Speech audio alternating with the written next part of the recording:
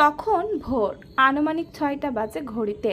অমন সকালবেলা ফোনের ক্রিং ক্রিং শব্দে মাথা ধরে গেল তীব্রর। ছুটে পালালো আরামের ঘুম। তিতি বিরক্ত হয়ে শোয়া থেকে উঠে বসলো ও। মোবাইলের স্ক্রিনে জলজলে সেভ করা মন্ত্রীমশাই নাম্বারটা দেখে সেই বিরক্তি বৃহত হয়। তীব্র চসূচক শব্দ তুলল জিভে। গত রাতে এক ফোঁটাও সে ঘুমায়নি। সারা রাত পড়াশোনা করেছে, না নিজে ঘুমিয়েছে আর না নাহিদকে ঘুমাতে দিয়েছে। এই তো পাশেই ভজ ভজ করে নাক ডেকে ঘুমাচ্ছে ছেলেটা। এখন আবার কল। তীব্র খুব নিস্পৃহ ভঙ্গিতে ফোন রিসিভ করে স্পিকারে দিল। অমন নিস্পৃহ গলায় বলল, হ্যাঁ বলুন। ওপাশ থেকে উত্তর এলো, কি করছিলে? মনে হচ্ছে বিরক্ত করলাম। সকাল 6টায় ফোন দিয়ে ঘুম ভাঙালে আমি কেন? দুনিয়ার সব মানুষ বিরক্ত হবে। জামশেদ থতমত খেলেন। সোজা জবাবটাই গলা খাখারি দিয়ে বললেন, ঠিক আছে ঠিক আছে, এমনি এমনি তো আর ফোন দিইনি, একটা কাজ আছে বলেই দেওয়া। তীব্র মুখের ওপর উত্তর দেয়, হ্যাঁ সেটা আপনার কল দেখেই বুঝেছি। আপনি তো আর স্বার্থ ছাড়া ফোন দেবেন না। জামশেদ রেগে রেগে বললেন, সবসময় উল্টাপাল্টা কথা না বললে তোমার ভালো লাগে না তাই না? কি কারণে কল দিয়েছিলেন বলুন, ঘুমাবো আমি। উনি একটু চুপ থেকে বললেন, একবার বাড্ডা আসতে পারবে? কেন? দরকার ছিল, কিন্তু আমার তো এই মুহূর্তে ওখানে কোনো দরকার নেই। আপাতত আমার দরকার এখানে, যেতে পারবো না। জামশেদ উদ্বেগ নিয়ে বললেন, কিন্তু তুমি তো বলেছিলে যখনই আমার দরকার লাগবে চলে আসবে। বলেছিলাম নাকি মনে পড়ছে না? মনে পড়লে আসবো। জামশেদ খেপে বললেন, তুমি কি আমার সাথে ইয়ার্কি করছো? আপনার তাই মনে হয়? এর মানে তুমি আসবে না? তেমনই তো বললাম। জামশেদ চোটে বললেন, বেয়াদব ছেলে। তীব্র সাবলীল পুরনো কথা। রাখো তো ফোন, কল তো আপনি দিয়েছেন, আপনি রাখুন না। বিধিষ্ট জামশেদ অসভ্য কোথাকার। এটাও পুরনো। জামশেদ অতিষ্ঠতায় উফ বলে লাইন কেটে দিল। তীব্র ফস করে দম ফেললো। ফোনটাকে দূরত্বে ছুঁড়ে চিত হয়ে শুয়ে পড়ল বিছানায়। নাহিদের নাক ডাকার শব্দ বেশ চড়া তখন। সে ভুরু কুচকে কিছুক্ষণ চেয়ে থেকে একটা বালিশর মুখের ওপর চাপা দিয়ে রাখে। বিধিবাম এতেও নাহিদের ঘুম ভাঙে না। নহার পেট খারাপ, ওয়াশরুমে নিরন্তর যাতায়াত চলছে। কাল ভোর রাত থেকে এই যাত্রা শুরু। গ্লাস গ্লাস স্যালাইন খেয়েও লাভ হচ্ছে না। গত রাতে আয়েশা খাতুন অফিস থেকে ফেরার সময় ফুচকা পার্সেল করে নিয়ে এসেছিলেন। মেয়েটা ফুচকা খেয়েছে তো খেয়েছে, সাথে সমস্ত টক পানি চেটে পুটে খেয়ে নিয়েছে। এখন পেটের মধ্যে ঘূর্ণিঝড় চলছে ব্যথায়। আর ওর অবস্থায় বিপাকে পড়েছে পুষ্পিতা। আয়েশা খাতুন অফিসে কামাই দিতে পারবেন না, বাধ্য হয়ে যেতে হলো। একই দশা ওরও। সেদিন ক্লাসে অ্যাসাইনমেন্ট করতে দিয়েছিল, আজকে জমা করার শেষ দিন। এদিকে নোহাকে একা ফেলে যেতেও পারছে না। সব মিলিয়ে তার উভয় সংকট। শেষে অনেক দ্বিধাদ্বন্দ্ব নিয়ে ঠিক করলো ওই একটা ক্লাস করে চলে আসবে। আর যাই হোক, প্রিয় বন্ধুকে এমনভাবে ফেলে ওর ক্লাসে মন টিকবে কখনো? পুষ্পিতা দরজা পেরিয়ে সিঁড়িতে নামতেই ঝটপট ঘর থেকে বের হলো তীব্র। এতটা সময় চিলের ন্যায় উত পেতে বসেছিল সে। মেয়ে বের হলে সেও বের হবে। পেছনে বুটের শব্দ পেয়ে ঘুরে তাকালো পুষ্পিতা। ওকে দেখে লম্বা সালাম দিয়ে পাশে সরে দাঁড়ালো। তীব্র উত্তর দেয় সালামের, সাথে ভুরু কুচকে শোধায়, দাঁড়িয়ে গেলে যে? ও খুব বিনয়ী গলায় বলল, স্যার আপনি আগে যান। তীব্র স্বর ভারী, সমস্যা নেই যাও। পুষ্পিতা ইতস্ততায় ভুগছে। স্যার পেছনে হাঁটবে, ও সামনে সামনে যাবে, এটা একটু অভদ্রতা হয়ে যাচ্ছে না? তার চেহারার দ্বিধাদ্বন্দ্ব তীব্র স্পষ্ট বুঝে নেয়। ধীরুজ গলায় আশ্বস্ত করলো, আমি বললাম না সমস্যা নেই, হাঁটো। পুষ্পিতা বাধ্যের ন্যায় ঘুরে নামতে থাকে। পেছনে তীব্র ঠিক এক সিঁড়ি ওপরে। তার নজর সে পুষ্পিতার হেলতে দুলতে থাকা চুলের বেনুনিতে। পোড় খাওয়া ঠোঁটদ্বয়ের প্রতিটি ভাঁজে হাসি। অমন চেয়ে থেকেই ভাবল, সামনে পেছনে নয়, একদিন তোমার পাশে নিয়ে হাঁটবে আমাকে। আর সেই দিন আসতে খুব বেশি দেরি নেই ভীতু মেয়ে। গেট পেরিয়ে পুষ্পিতা রিক্সার জন্য দাঁড়িয়ে থাকে। কলেজের পথ মোটামুটি দূরে, ভাড়া কম হলেও হেঁটে যাওয়ার উপায় থাকলে তাও করতো। অন্তত কিছু টাকা বাঁচত এতে। আচমকা সম্মুখে একটা লাল জিপ থামল। ব্রেক কষার শব্দে তাকালো পুষ্পিতা। ভেতরে তীব্রকে দেখতে ঠোঁট দুটো ফাঁকা হয়ে চলে গেল ভিন্ন ভিন্ন মেরুতে। ও একবার জীব দেখে, পরের বার তীব্রকে। নেত্রজুড়ে বিস্ময়ের ভেলকি। এমন চকচকে গাড়ির মালিক যিনি, সে নিশ্চয় ধনাঢ্য ব্যক্তি।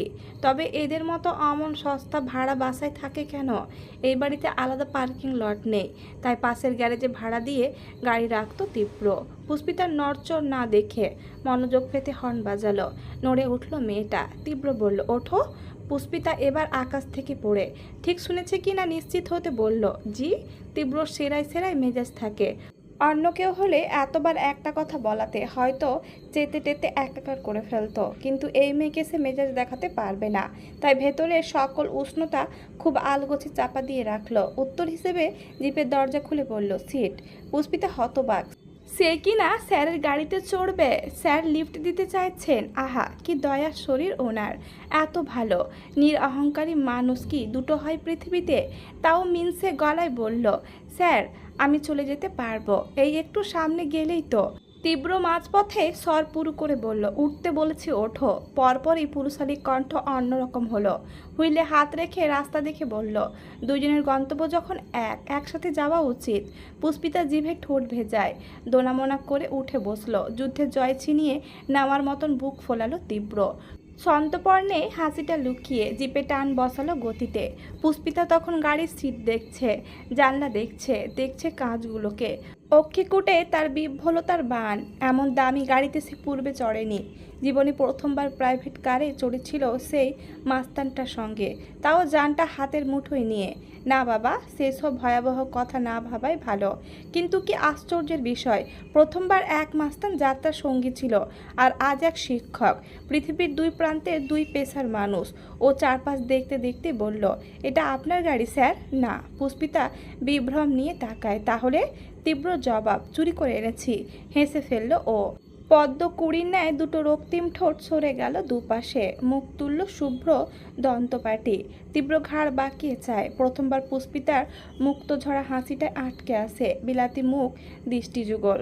অথচ সেকেন্ডে সে চোখ ফেরালো। মনের সঙ্গে সঙ্গে জিপের নিয়ন্ত্রণ রাখলো খুব সতর্কতায়। হুইল ঘুরিয়ে সামনে চেয়ে ভাবলো, এই হাসি দেখে দেখে এক পৃথিবীর হাজারো ক্লান্তি, হাজারো ক্লেশ নির্দ্বিধায় লুকিয়ে নেওয়া যাবে। তীব্র নিরেট অভিব্যক্তি বেঁকে যাচ্ছে। অনুভূতিরা বাইরে ঠিকরে আসা আড়াল করার প্রয়াসে প্রসঙ্গ পাল্টানো প্রয়োজন। গলার শ্লেষা পরিষ্কার করে বলল, নামের মানে জেনেছ? জিভ কাটল পুষ্পিতা। কাচুমাচু ভঙ্গিতে দুপাশে মাথা নেড়ে বলল, না মানে ভুলে গিয়েছিলাম। তীব্র তাকায় ওর দিক। চশমার আবডালে তার সুচালো নেত্র আরো ছোট করে বলে, ভুলে গিয়েছিলে? টিচাররা কিছু বললে ভুলে যাও? কেমন ছাত্রী তুমি? গুরুতর কথায় হাসি মুছে গেল ওর। ছোট হলো আদল, তেমন ছোট করেই জানালো, সরি স্যার, কালকে ঠিক বলবো। তীব্র আর কিছু বলেনি। তার কেমন অস্থির লাগছে, শরীর ঘামছে। শার্ট চুইয়ে নোনতা স্রোত নামার অনুভূতিটাও স্পষ্ট। নার্ভাস লাগছে হয়তো, খুসখুস করছে গলার মধ্যে। পুষ্পিতা এর আগেও তার সাথে এক গাড়িতে বসেছিল, কিন্তু সেদিন এরকম লাগেনি। বুকের মধ্যে কেমন অদ্ভুতুরে উত্থান পতনের আওয়াজ পরিষ্কার শুনছে ও। তীব্র ঢোক গেলে, এটা কি তবে সেই ধুকপুকানির শব্দ? সে জিভে শুকনো ঠোঁট চাটে। এই শব্দ কি বাইরে যাচ্ছে? ভীতু মেয়েটাও শুনে ফেলছে না তো? তীব্র দিশেহারা লাগে। অশান্ত চিত্তের পরিস্থিতিকে হাতে আনতে চট করে FM এর বাটন টিপে দেয়। সজোরে বেজে ওঠে, पर्वत जैसे यूं खड़े हैं, हद से ज़्यादा ये अदा है, 36 की सीना है ये, धरती फाड़ के ये आया है, जोर से बोलो ये तो চির দেগা ইয়ে হে সুলতান। গানের মিউজিক জোড়ালো, সাথে মারপিটের সংকেত। নিঃসন্দেহ হিরো কাউকে মেরে উল্টে পাল্টে দিচ্ছে। পুষ্পিতা প্রথম দফায় লাফিয়ে ওঠে, পরে পল্লব ঝাপটায়। এ আবার কেমন গান? পৃথিবীতে এত সুন্দর সুন্দর গান থাকতে এইসব কেউ শোনে? দুমদাম শব্দে তার মাথা ব্যথা উঠল। একেবারে নিরুপায় হয়ে মুখ খুলল, স্যার আপনি কি সবসময় এরকম গান শোনেন? হ্যাঁ, কেন? পুষ্পিতা হাসার চেষ্টা করলো, এমনি। তার চেহারা দেখে তীব্র বিভ্রান্ত হয়। কোনো সমস্যা? পাল্টে দেব? সবেগে নিঃসংকোচ মাথা ঝাঁকালো পুষ্পিতা। মুখবিবরেও একটু আধটু আলোর ঝলক দেখা গেল এবার।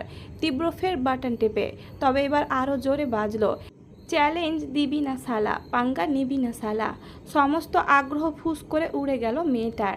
আস্তে করে দীর্ঘ শ্বাস ফেলল, বিড়বিড় করে বলল, মনে হচ্ছে ওনারও রাহাতের মতো মারপিট অনেক পছন্দ।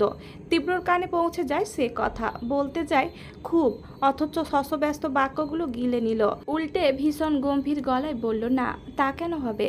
আমি একজন লেকচারার, আমি শান্তি পছন্দ করি, মারামারি নয়। পুষ্পিতার মুখ শুকিয়ে গেছে, তাকালো বড় বড় চোখে। সে এত আস্তে বলল, আর উনি শুনতে পেয়ে গেলেন? মুখ কালো করে বলল, আমি ওভাবে বলতে চাইনি স্যার, আসলে এরকম গান আগে শুনিনি তো। তাহলে কীরকম গান শোনো তুমি? চপলতাহীন মেয়েটা এই পর্যায়ে চঞ্চল হলো খানিক। জড়তাহীন জানালো, আমার পুরনো গান অনেক পছন্দ, ওই যে উত্তম কুমার, তারপর শাহরুখ খানের গানগুলো, ওসব শুনতে ভীষণ ভালো লাগে। শুনলে মনে হয় বারবার শুনতেই থাকি। তীব্র চেহারা কুঁচকে এলো অনীহায়। শাহরুখের সিনেমায় শুধু প্রেম থাকে, সেই কসমিন কালেও তা দেখেনি। আর উত্তম কুমারটাকে চেনেই না তো। কিন্তু পুষ্পিতা চকচকে চাহনি আর উজ্জ্বল স্বরে মনে হলো একবার শোনা উচিত। সে আচমকা ফ্রন্ট থেকে ফোন তুলে এগিয়ে দিল। পুষ্পিতা প্রশ্ন সমেত চাইলে বলল, বের করো। জি? যাদের কথা বললে তাদের একটা গান বের করো। পুষ্পিতা জড়সড় ভঙ্গিতে ফোন নেয় হাতে। তীব্র বলে দিল, ইউটিউবে যেতে। শুনল সে। সার্চ বারে উত্তর কুমারের গান লিখলে অনেকগুলো ভেসে উঠল স্ক্রিনে। সবার প্রথমে যেটা ছিল সেটাই বাজালো সে। খুব স্নিগ্ধ মোলায়েম কিছু বাদ্যের আওয়াজের সাথে পুরুষ কণ্ঠ গেয়ে ওঠে, এই পথ যদি না শেষ হয় তবে কেমন হতো তুমি বলো তো। যদি পৃথিবীটা স্বপ্নের দেশ হয় তবে কেমন হতো তুমি বলো তো। তীব্র চোখ রাস্তায় রইলেও কান ছিল এদিকে। ভীষণ নিবেশনে সবটা শুনল গানের। তার মতো মানুষের নিকট এসব হাস্যকর মনে হয়েছে আগে, কিন্তু এই মুহূর্তে কেন যেন ভালো লেগে যায়। এই যে ভীতু মেয়েটা পাশে বসে, মাত্র কয়েক ইঞ্চি দূরত্ব দুইজনের। সত্যিই তো এই পথটা শেষ না হলেই কেমন হয়। সেই অনর্থক চাওয়া ফেলেনি, বরং একটু তাড়াতাড়ি গন্তব্যে এসে গেল যেন। কলেজ গেট থেকে খানিক আগে জিপে ব্রেক কষল তীব্র। এখান থেকে কয়েক পা হেঁটে যেতে হবে। পুষ্পিতা নামলো, হাস্য উজ্জ্বল ঠোঁটে ফিরেছে বলল, ধন্যবাদ স্যার। তীব্রর গলবিল তখন দৃষ্টি বিরল মরুভূমি, যেন কয়েক শতাব্দী একটুখানিও জলের ছোঁয়া পায়নি। পুষ্পিতার উষ্ঠভাগের ওই সামান্য হাসিতেও আত্মহারা লাগছে। এই মেয়ে এমন হাসছে কেন আজ? এত হাসলে সে ঠিক থাকতে পারবে? বেগ বহিয়ে সংক্ষিপ্ত জবাব দেয়, ওকে। পুষ্পিতা এগোয়, কিন্তু তীব্র লম্বা পদযুগলের কাছে সুবিধে করতে পারে না। তার অনেক পরে এসেও পেছনে ফেলে এগিয়ে যায় সে। ফুটপাতের এই পাশে ছোটোখাটো ভাঙা পাঁচিল, কিছু ছেলে সবসময় বসে থাকে তার ওপর। আজকেও দুজন আছে, ঠিক সেই বিট্টু গ্যাংয়ের মতন মেয়ে দেখলেই জিভ ঝাঁপিয়ে পড়ে ওদের। পুষ্পিতা হেঁটে যাচ্ছিল যখন একজন ইচ্ছে করে কেসে ওঠে, যাতে ও তাকায়। লাভ হলো না দেখে অপরজন ফট করে বলল, কি ফিগার, সাইজ কত বেবি? পুষ্পিতা চোখ খিচে বুঝে নিল। গাত্রের সমস্ত শিরা রিরি করে ওঠে, কিন্তু পাল্টা জবাবে স্পর্ধা তার হলো না। ঢোক গেলার সঙ্গে গিলে নিল অসম্মান। চুপচাপ মাথা নুইয়ে চলে যায় সামনে থেকে। অন্যদিকে থমকে দাঁড়ালো তীব্র। ক্রোধের আগুন দাউ দাউ করে জ্বালিয়ে দিল শরীর। হাত মুঠো হলো, ভেসে উঠল শক্ত গরনের পক্ত চিবুকের ধার। ঘুরে তাকালো পেছনে। পুষ্পিতা কাছাকাছি আসতেই বলল, কি বলেছে ওরা তোমাকে? তার ধীরস্থির কণ্ঠে ভেতরে টর্নেডো বোঝার সাধ্য নেই। কোটরে জল সমেত চোখ তুলল পুষ্পিতা। তীব্রর বুকের মধ্যে সুনামি উঠে রাগের, অথচ ততোধিক নম্র গলায় বলে, ওরা কি এখানে রোজ বসে? রোজ বিরক্ত করে তোমায়? পুষ্পিতা ওপর নিচ মাথা দোলালো। শুধু আমাকে না, সব মেয়েদের। এত নোংরা একটা কথা শোনার পর তোমার তো প্রতিবাদ করা উচিত। পুষ্পিতা বিস্মিত, আমি কি বলবো? তীব্র কপাল গোছালো, কি বলবে মানে? চড় বসাবে ওদের গালে। পুষ্পিতার চক্ষু কোটর ছড়ায়। জীবনে মাছি মারিনি, সেখানে একটা বখাটে ছেলেকে মারবে? এইটুকু কলিজায় তার এত সাহস নেই। চিবুক নামিয়ে বলল, আমি পারবো না স্যার। তীব্র ভীষণ ঠান্ডা স্বরে বলল, কেন পারবে না? যে ভাষা ওরা ব্যবহার করেছে তার শাস্তি দিতে ইচ্ছে করছে না তোমার?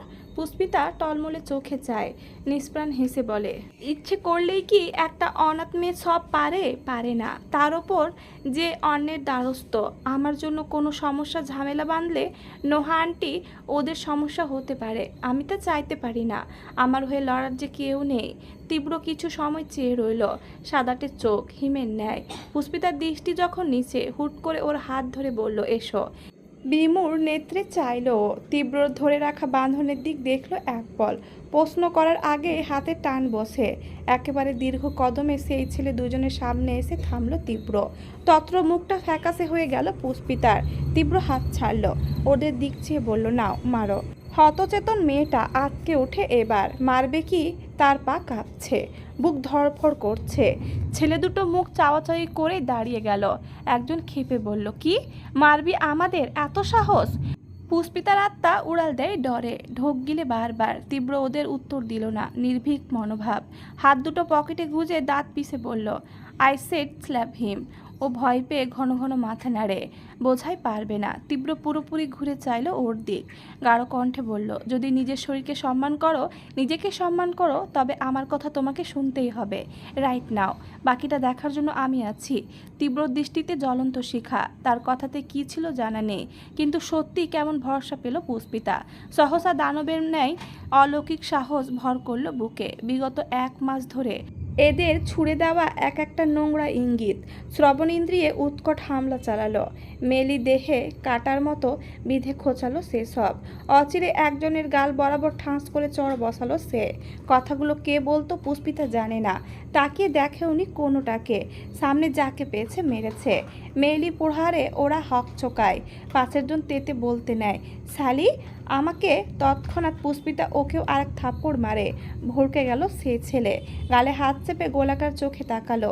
এদিকে তীব্র নিজেই চমকে গেছে, 2 ভুরু উঁচিয়ে ভাবলো, বাবা একটা মারতেই চাইছিলে না, সেখানে দুটো। 19 বছরের জীবনে প্রথমবার কাউকে আঘাত করলো পুষ্পিতা, তাও কোনো পুরুষের অন্যায়ের বিরুদ্ধে। বক্ষপটে থাকা এতদিনকার বিরাট পাথর সুরসুরে ভঙ্গিতে নেমে গেল কেমন। সে অপ্লুত চোখে চায় তীব্রর দিকে, বিজয় হেসে বলে, মেরেছি স্যার। তীব্র তার চমকটুকু ঢেকে রাখে, চোখ মুখে গাম্ভীর্য ফলিয়ে বলে, যাও এখন। পুষ্পিতা ফ্যাসফ্যাসে শ্বাস নিতে নিতে মাথা দুলিয়ে চলে গেল। আনন্দ হচ্ছে ওর, ভীষণ আনন্দ। হাঁটতে হাঁটতে যে হাতে মেরেছে সামনে ধরল সেটা, ভূমিকম্প ছুটছে সেথায়, তাতে কি, আজও প্রতিবাদ করেছে। আর এই অসম্ভব্য জিনিসটা কেবল সম্ভব হয়েছে তীব্রর জন্য। মানুষটার কাছে সে সারা জীবন কৃতজ্ঞ থাকবে। ছেলে দুটো রোষে থরথর করছে। একজন তীব্রর সামনে আঙুল উঁচিয়ে বলে, তুই আমাগো চিনুস না, গাজীপুর কাঁপাইনোর ক্ষমতা রাখি আমরা, আমাগো গায়ে হাত, তোরে তো মাটি চাপা দিমো। আর ওই মাইয়া তীব্র খপ করে এক হাতে ওর কলার চেপে ধরে, চাপা কণ্ঠে কটমট করে বলে, কলেজ ছুটির পর দেখা হবে। বাপের বৈধ বেটা হলে এখন কোনো সিন ক্রিয়েট করবি না।